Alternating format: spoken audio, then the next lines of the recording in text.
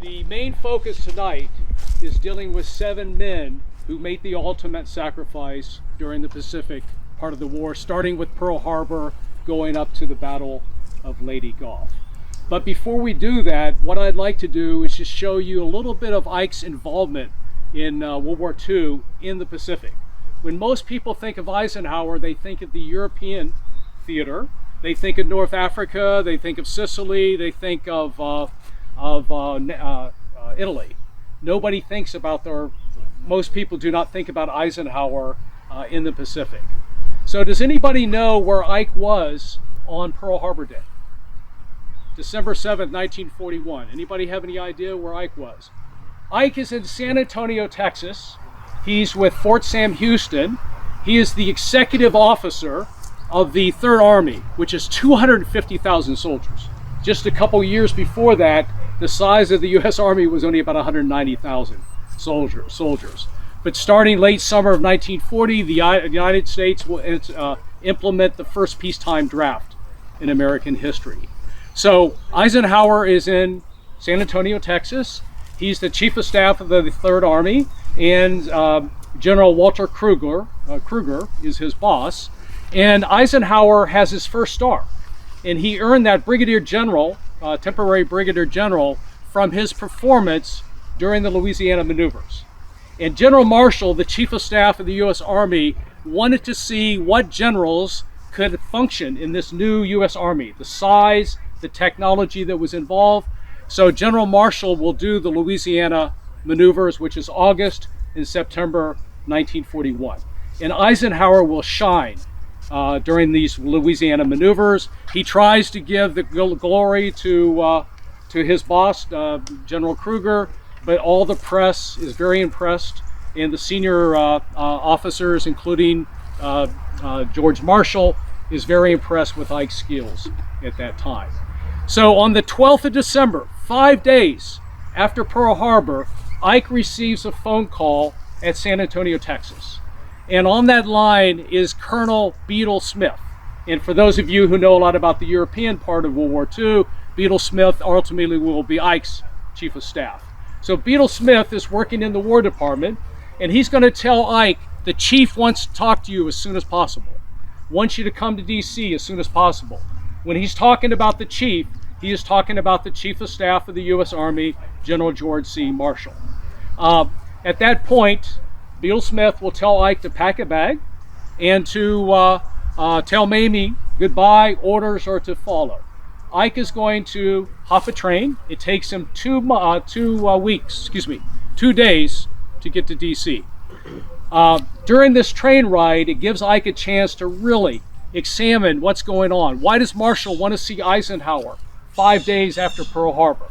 And the reason is the Philippines are under attack. And if you've never heard this, eight hours after Pearl Harbor, the Philippines are attacked by the Imperial Japanese Navy and then ultimately the Imperial Japanese Army. So they're under attack. Unlike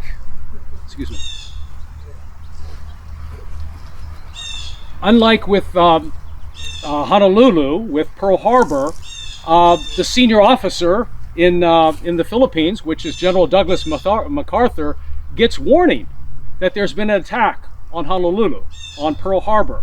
But he takes very little action at that time, and we end up losing all the modern B-17 bombers and all the P-40 fighter airplanes at that time because of really poor judgment on the top of senior leaders at that time. So the planes at Clark Field in Pampanga Province are going to be destroyed, at Iba Field in Zambales Province, and then Nichols Field right outside of Manila is going to be destroyed. Another reason that General Marshall wants to talk to Eisenhower is because Eisenhower had spent 4 years and 2 months in the Philippines under General Douglas MacArthur. In 1935, we have granted Commonwealth status to our colony in the Philippines, and part of that Commonwealth status included we would provide the Philippines with a military advisor to build a Philippine army that could withstand a Japanese attack. That would be a deterrent to a Japanese attack.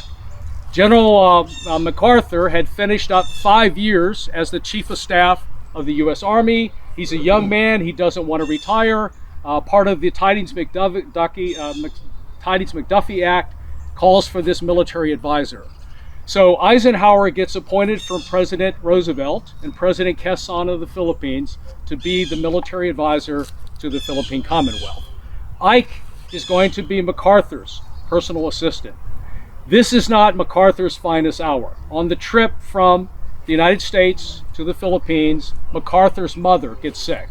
And MacArthur has an unusual relationship with his mother. She gets sick on the voyage over. She will die shortly after they arrive in Manila. And MacArthur seems to go into a melancholy. That's what they called it back then, into a melancholy. And it's just not performing like he should to. So Eisenhower, who's only a major at that time, is going to have to really step up.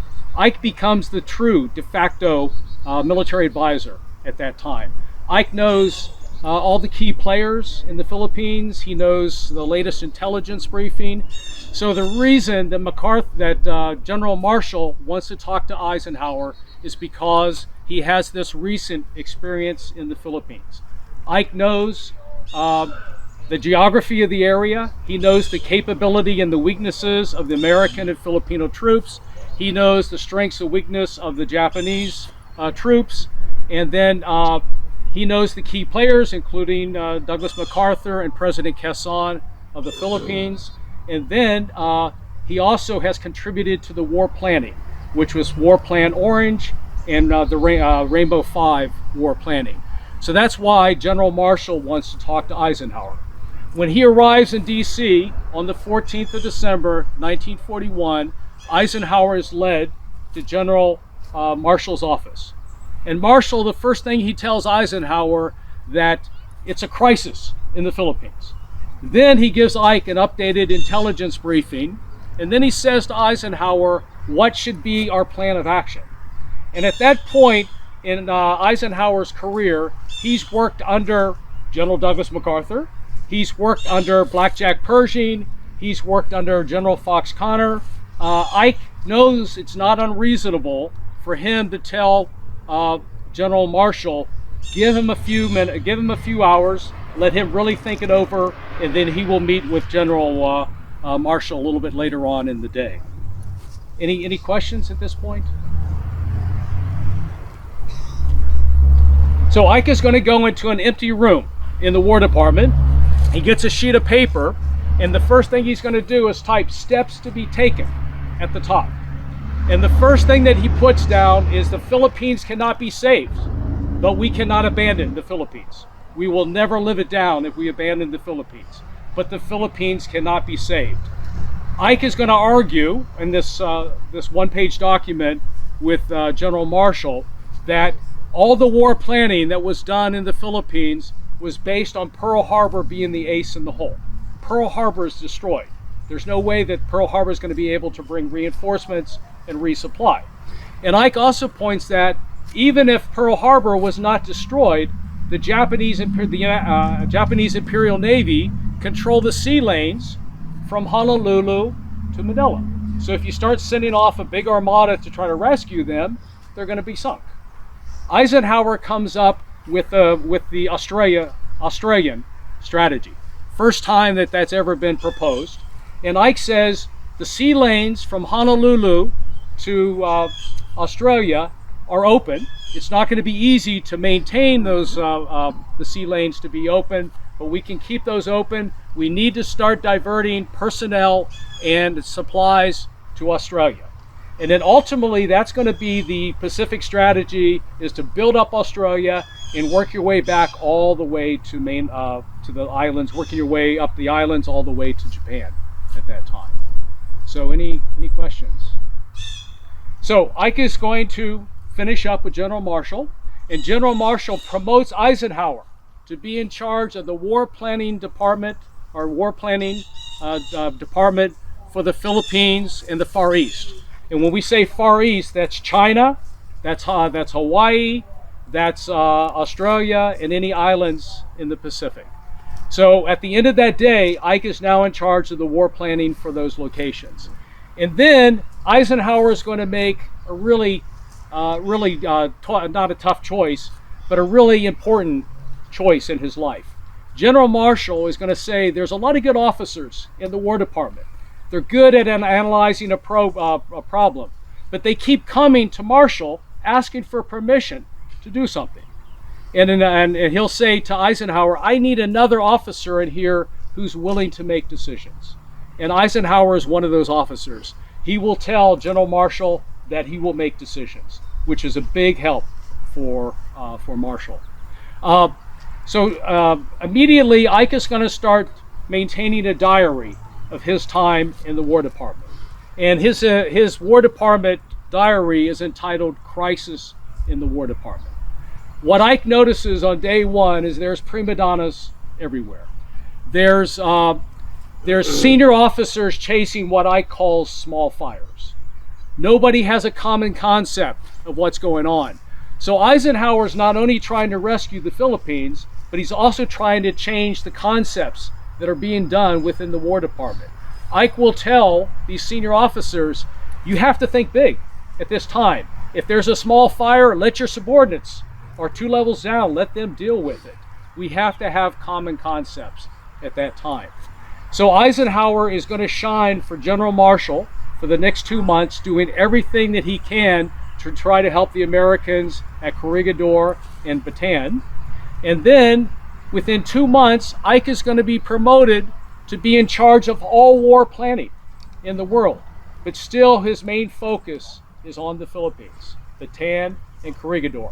He will start bringing in submarines from Australia, bringing resupply into the Philippines. Anybody have any questions? Sir, yes.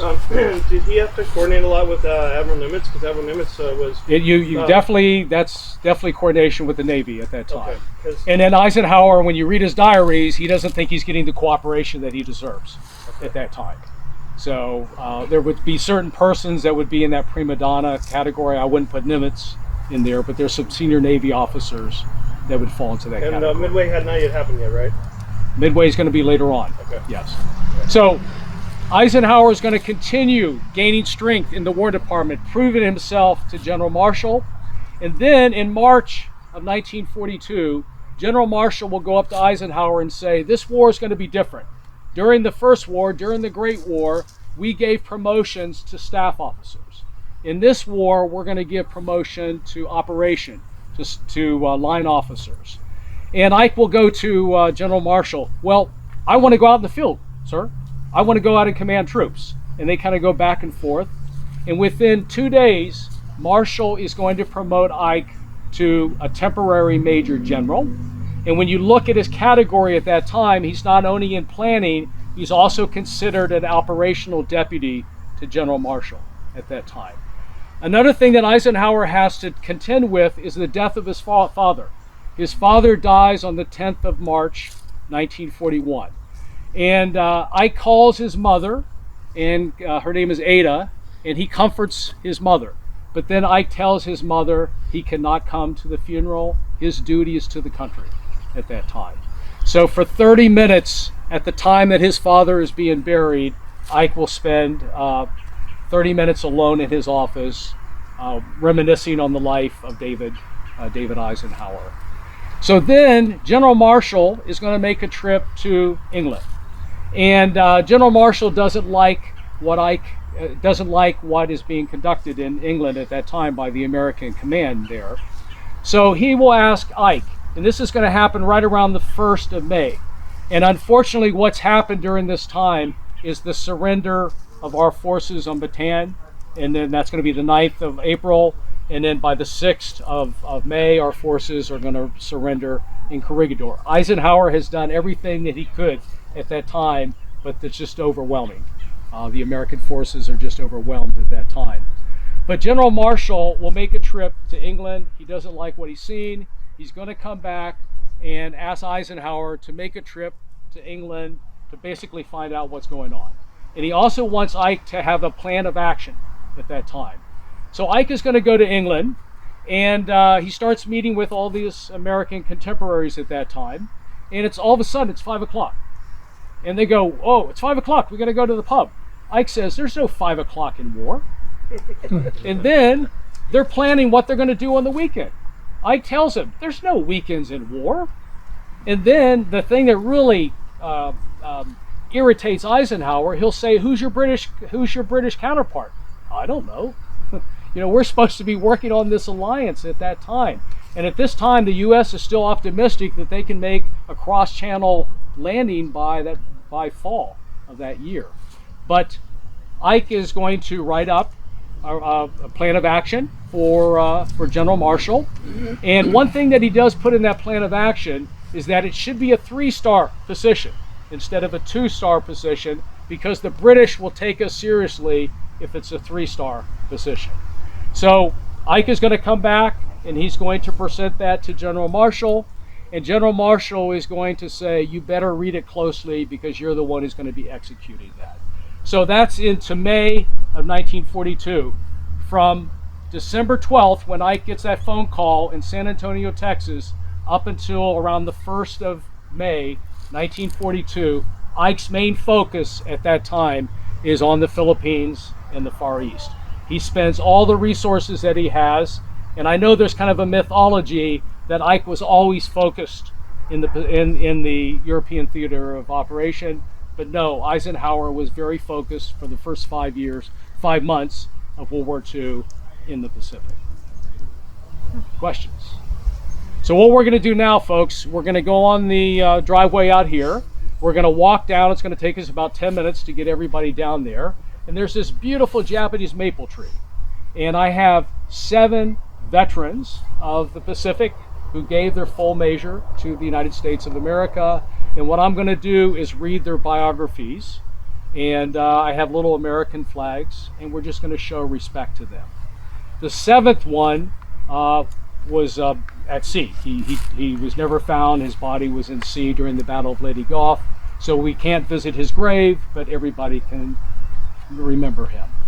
So any questions? So let's head out to the driveway and we're going to walk down. So folks, we're going to look at 6 graves. I'm going to do a little reading beforehand and then we'll talk about the biography of them. Today we will be meeting 7 of those who served and who gave the last full measure of their devotion while serving. 2 of these individuals, one Navy and another Army, were killed in the opening attacks at Pearl Harbor. One who died in Japanese POW camp in the Philippines after surviving the Bataan Death March, a Marine who died on Guadalcanal, an African-American Seabee who died in northern Solomon Islands, a Marine who died in Saipan in June 1944, and finally, a U.S. Navy sailor who died during the Battle of Leyte Gulf in October 1944. The Pacific theater of World War II was very different in scale, challenges, and in tone from that of the European theater of operation. The fighting against the Imperial Japanese Navy and Army covered vast ocean distances. The Japanese had control of many sea lanes, which makes the Pacific War primarily a naval war with brutal combat on many small islands conducted by Marines and soldiers. So the first one is George Sambrosky, and he's from Pennsylvania. The Gettysburg National Cemetery is the final resting place for a sailor who was killed on the morning of December 7th, 1941. George Sambrosky was a native of Coaldale, Pennsylvania, born on January 31st, 1921. He was the 4th child born to George and Mary Sambrosky. His father, George Sr., was an immigrant from Lithuania. He had worked in the coal mines of Pennsylvania. George Jr. played on the varsity football and basketball teams growing up. After graduation from Coaldale High School, he enlisted in the U.S. Navy on October 6, 1940. By December of that year, he was assigned to the battleship, the USS Nevada. He quickly rose through the enlisted ranks, being promoted to Seaman First Class on December 1st, 1941. On Sunday morning, December 7th, as the Nevada band played Morning Colors, Japanese aircraft suddenly appeared in the sky, and the sound of music was quickly replaced with alarms and calls to general quarters. The Nevada was stationed at the head of what is called Battleship Row and began to maneuver, the only battleship able to do so. At 10 minutes after 8, a torpedo slammed into the Nevada. The ship stayed afloat, though with a slight list. It stayed in the fight. During the second wave, about 9:30 or 9:50, the Nevada was hit by an additional 5 dive bombs. By 10:30, the battleship had run itself aground to prevent sinking. During the melee on the Nevada that morning, George Stambros was killed performing his duty as an American sailor. I do have a photograph. It's not the best available, and I know it's a fairly large group, but this is a photograph of George Stambrowski. Everybody got a chance over here?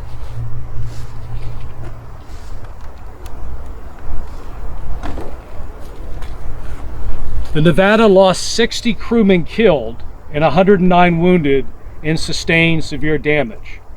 The battleship was eventually repaired and rejoined the war effort, even taking part in the D-Day invasion. I don't know, something about that just seems great. From tragedy to bring something back. George Stambrowski's family was notified of his death on December 24th, 1941. In a letter to George's parents, his commander noted that George had, quote, performed his duties under heavy enemy fire in a manner expected of all Americans, unquote. While George's loss was mourned by all those who knew him, his shipmates were, quote, proud of the fact he performed his duties in accordance with the highest tradition of the naval service. It is hoped you will derive some measure of comfort from the fact that he gave his life in defense of our country, in order that we might continue to enjoy freedom that we have inherited, unquote. George's parents were sent a box of his personal effects, including his clothing, a Navy logbook with images and signatures from his friends, and various personal items and pictures which he kept in his locker. George's parents were heartbroken by his death.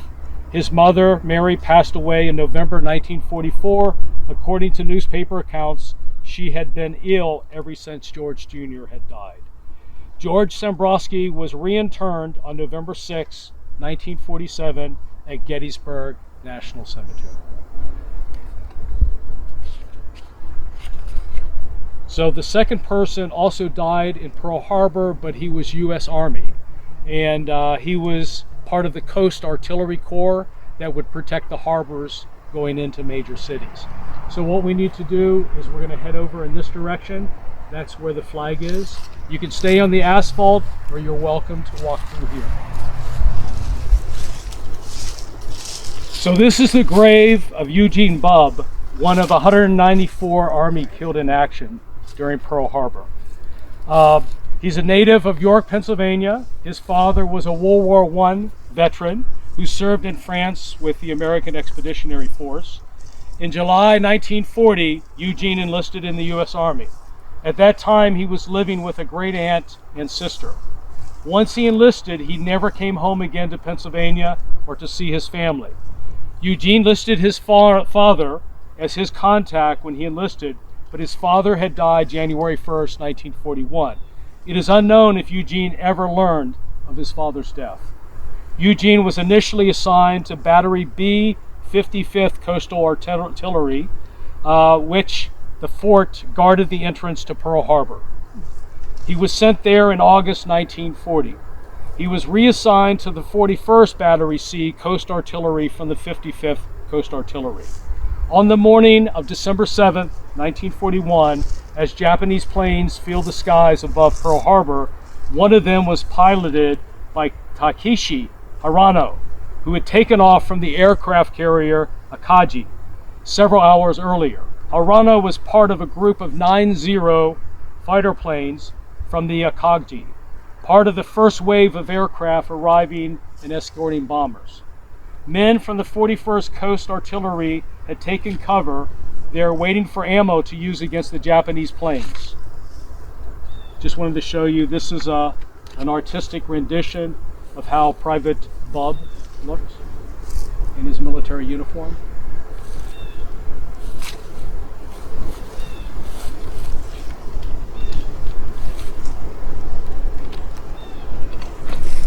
The plane crashed and killed Hirano on impact. His plane hit the 4 Americans, including Private Eugene Bubb.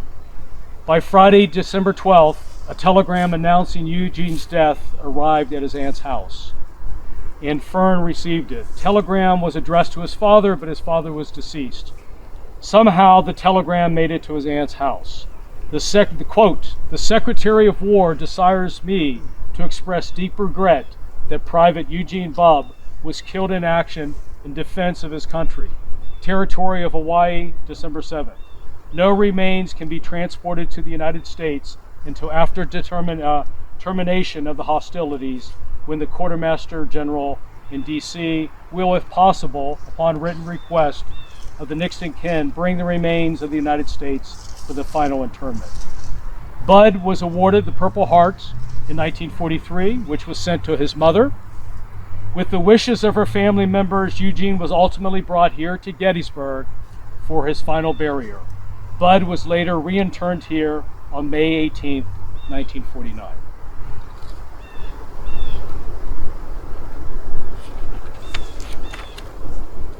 So what we're going to do is we're going to head down here to the flag. Most of you can stay in the same position.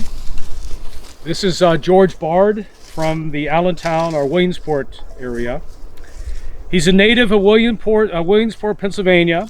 PFC George Henry Bard reminds us of the tragedy and the scale of sacrifice that World War II held for many families across the United States. George was born to William and Selina Bard on June 5th, 1906. William was a watchman for the railroad in Lycoming County, Pennsylvania. He and Selina had 6 children: Sylvester, George, Francis, William, Margaret, and Dolores. Not much is known about George's early life. He attended South Williamsport High School. After graduating, began his career in the U.S. Army. He served in the Pacific, spending time in China and the Philippines. By December 1941, he was stationed in the Philippines, Company M of the 34th Infantry Regiment. On December 7, 1941, as the United States reeled from the attack on Pearl Harbor, Japanese forces attacked the Philippines by air 8 hours after Pearl Harbor and shortly invaded the Philippines by land. The American and Philippine forces were forced to retreat to Bataan and Corregidor. The combined American and Filipinos were able to defeat the first Japanese attack on Bataan. By Japan's second attempt, the American and Filipinos were sick and starving to death, and they will surrender on April 9th, 1942. According to the Red Cross, George was first reported as a captured POW in May of 1942. The last report listed him came on November 26, 1942. It was at that point that George had died in Cabanatuan POW camp in the Philippines. He was 35 years old. On July 19, 1943, George's brother, Francis Paul Bard, received a telegram from the War Department informing him that George had died in a Japanese POW camp. Local newspapers ran announcements of George's death the following day. I know the photograph isn't that large, but this is a photograph of PFC Bard.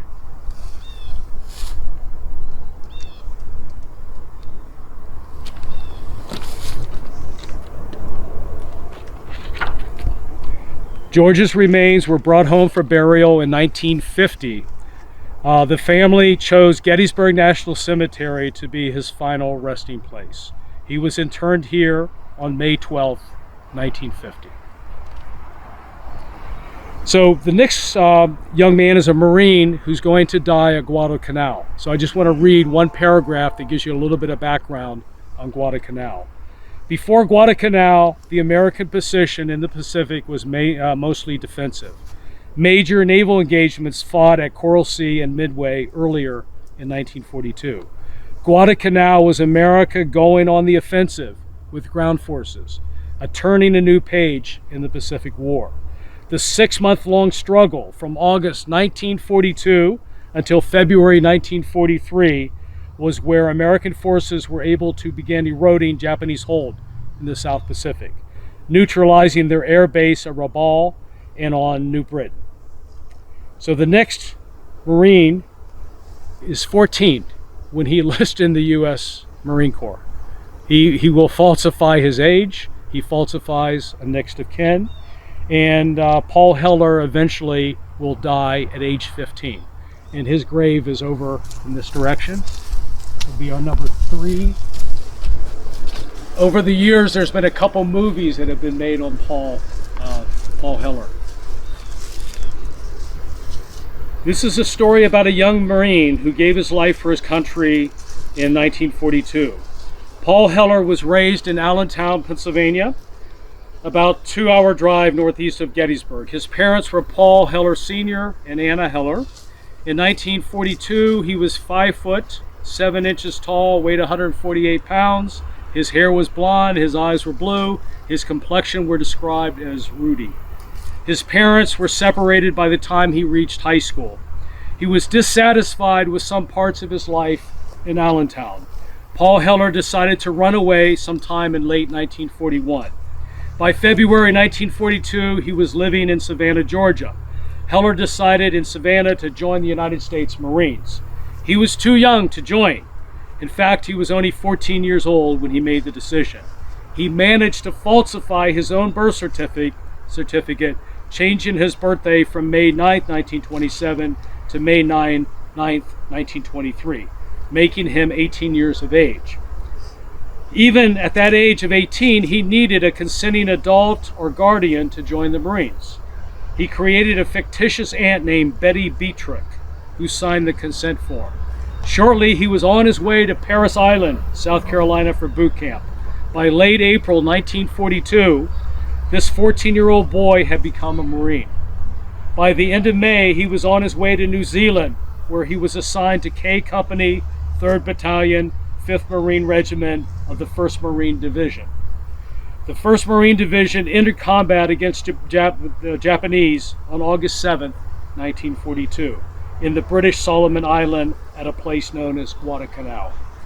Guadalcanal quickly became a proving ground for United States Marines and soldiers.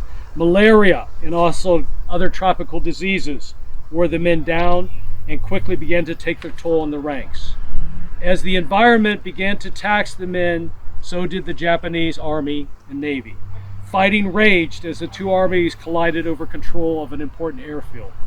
At some point on October 8, 1942, Paul was killed in action at the age of 15. His remains were recovered from the battlefield and interred in the 1st Marine Division Cemetery on Guadalcanal.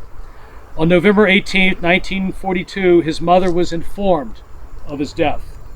It appears that Anna Heller was unaware that her son had joined the Marines. She wrote to both of her local congressmen as well as the American Red Cross demanding information concerning her son's demise. Unfortunately, the government had no details on that they could share concerning his death.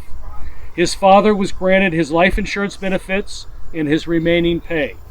His personal effects were amounted to 1 mechanical pencil, and that was it. Paul was initially buried with his comrades in Guadalcanal. By 1947, with the repatriation of the American World War II dead underway, the Heller family was asked what they wanted for the final disposition of Paul's body. For their young son, who had once run away from home, they decided to bring him back at last and to have him reburied stateside at Gettysburg National Cemetery. On May 7, 1948, his remains arrived in the United States 6 years after his departure.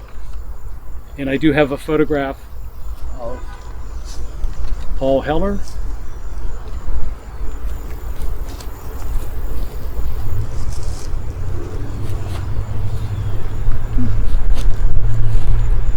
Like a kid, yeah. Yeah, he doesn't look like, the book has a kind of a mature look to him. And after going through Marine boot camp and everything, it takes a lot after them. Okay, so the next one is going to be Alvin Johnson, and it's over in this direction here. Should have a flag. Alva Benjamin Johnson. The war in the Pacific required a significant amount of logistics and construction to spread. the American combat forces over the world's largest oceans and islands. The Seabees and Alva Johnson were a vital part. Alva was one of at least a dozen African American servicemen buried here in Gettysburg National Cemetery. Johnson's story and his eventual resting place here in Gettysburg highlights some of the fault lines and disparities in how various groups of Americans have been able to or allowed to serve their country. Born on December 12, 1909, Alva was one of 5 children born to Thomas and Gertrude Johnson in Langhorne, Bucks County, Pennsylvania. After graduating from high school in 1927, Alva attends Morgan College in Baltimore, Maryland, and pursues graduate studies at Temple University in Philadelphia. By his 30th birthday, Alvin was an English teacher and athletic director at historic Storr College in Harpers Ferry, West Virginia. With Jim Crow and segregation limiting educational opportunities for African Americans, Storr College and others like it provided hope for a path forward. Alvin's educational pursuits and teaching career established him as a well-respected member of the community and a well-regarded educator. Like millions of Americans following the attack on Pearl Harbor, Alva wanted to enlist. However, just like access to education was not equal for Americans of all races, the armed forces were not open for all to serve equally. In early 1942, the Navy opened up new roles for African Americans, starting with the Seabees. Alvin Johnson was one of them. When he enlisted on July 6, 1942, Alvin was 5 foot, 11 inches, weighed 178 pounds, had brown eyes and black hair. His service began on September 28th in Camp Allen in Norfolk, Virginia.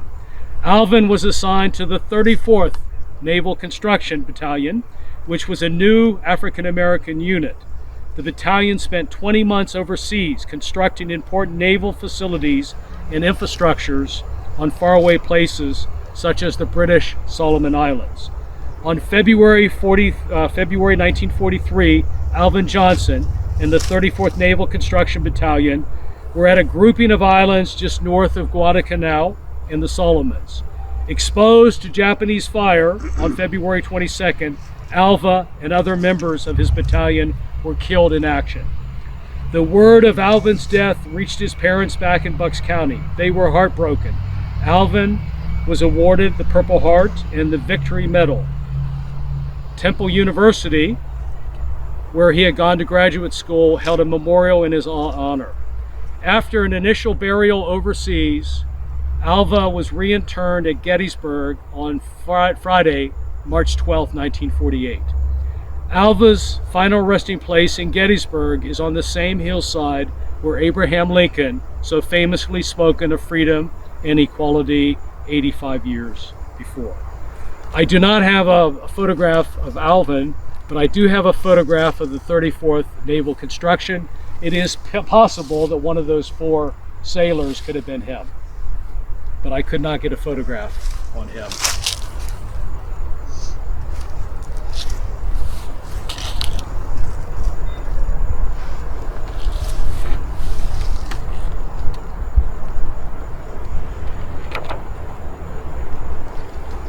So I'm going to read you just a little bit about the conflict on Saipan. In the summer of 1944, while Dwight David Eisenhower and the Allied forces were preparing for the invasion of Europe, the war in the Pacific was inching closer and closer to Japan's core holdings. By the start of June 1944, Allies had taken the Solomon Islands, the Gilbert Islands, the Marshall Islands, parts of New Guinea, mixed up with Palau Islands, as well as the Marianas, where Saipan is. On June 15th, 9 days after D-Day in France, American forces landed at Saipan, part of the Mariana Islands chain. Over the next month, the 2nd and 4th Marine Divisions and the 27th Army Division squared off against the 43rd Division of the Japanese Imperial Army. By July 19th, American forces had secured the island, with many of the remaining Japanese dying by suicide instead of especially their commanding officers and generals. According to one Japanese admiral, quote, "Our war was lost with the loss of Saipan," unquote. American forces were now only 1,300 miles from Japan. The Japanese mainland was now within distance for American B-29 bombers. The cost of Saipan was great for both sides. The Japanese lost 24,000 KIA, with another 5,000 dying by suicide. For the Americans, 3,425 were killed in action, and 10,364 were wounded in action. So I want to head over to this direction. We can see the flag right over there. So the name of this Marine is Guy Walter Nadalin, and he was born September 13th, 1923. His father was Guido Nadalin, worked as a laborer stonemason, had been born in Italy and immigrated to the United States. His father served in World War I as a cook in the 28th Infantry Brigade. His mother was Elsie Nichols Rowland, who was born in the U.S. When Guy registered for the Selective Service, he worked for the Pennsylvania Railroad in Pittsburgh. He was 5 foot 10 inches, weighed 150 pounds, brown eyes, brown hair, light complexion. His other occupations were driving trucks for Western Pennsylvania vending, in which he noted he hauled pinball machines around Western Pennsylvania to various establishments. He also worked repairing railroad cars for the Pennsylvania Railroad. He listed his hobbies as hunting, riding horses, playing sandlot baseball, softball, and football. He had completed grammar school and had 1 year of high school education, leaving school in 1939. He enlisted in the Marines Reserve in November 18, 1942. He served as a truck driver at first, using his civilian occupation. After joining, he joined the weapons company and was presumably closer to the frontline action. Reported wounded in his right hand in early 1944, March 15th report removed him from the wounded in action list. He arrived at Saipan on June 15th, and by June 18th, he was dead. Only 3 days on Saipan. He was recommended for a Silver Star. And here's the photograph of the PFC.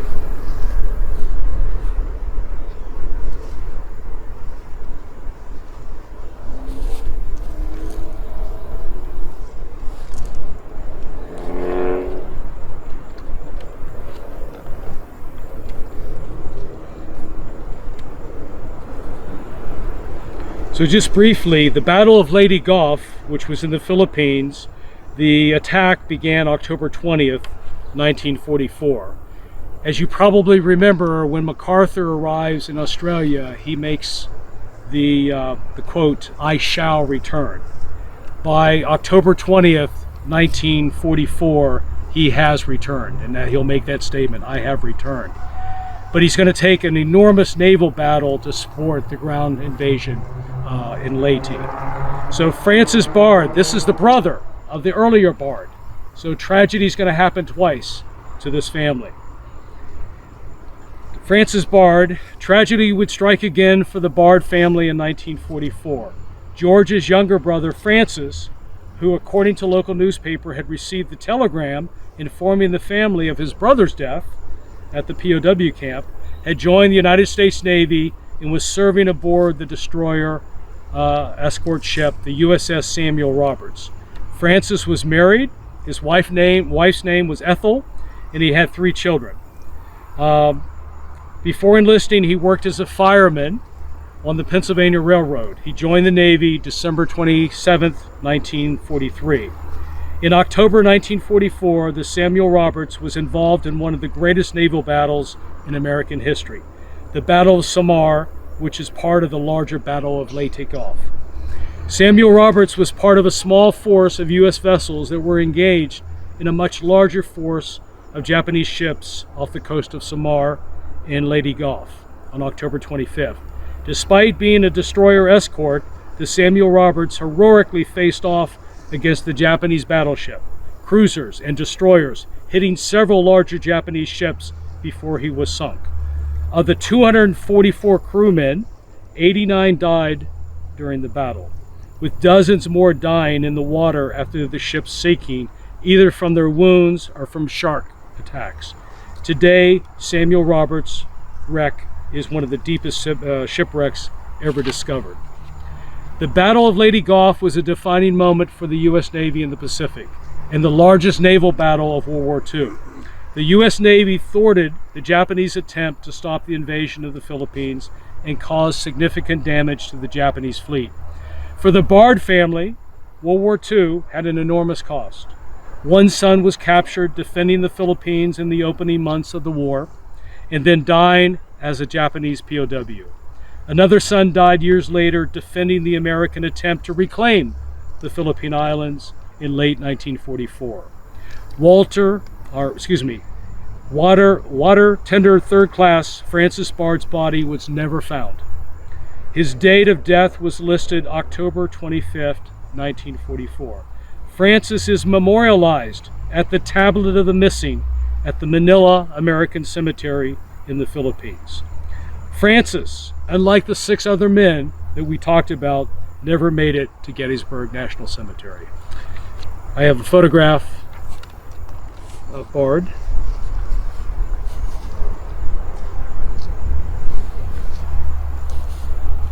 And just to wrap things up, I have 2 quotes from Dwight David Eisenhower on war, and they're very short.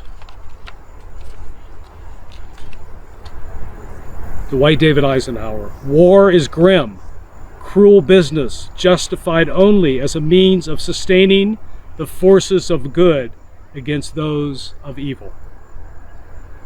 Another one by Eisenhower: "Guns and tanks and planes are nothing unless there is a solid spirit, a solid heart, a great productiveness behind it."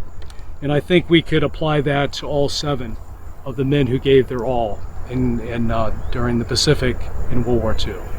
So folks, any questions? Right about an hour. Was Paul Halavo the youngest? Yes. I don't know overall in there, but he certainly was the youngest of what we talked about today, dying at age 15. So folks, I appreciate you sticking in there for a while, and I knew it may have kind of went on for a little bit, on and on and on, but I certainly appreciate you coming out this evening. Thank you. So thank you, folks. Thank you very much. Good job.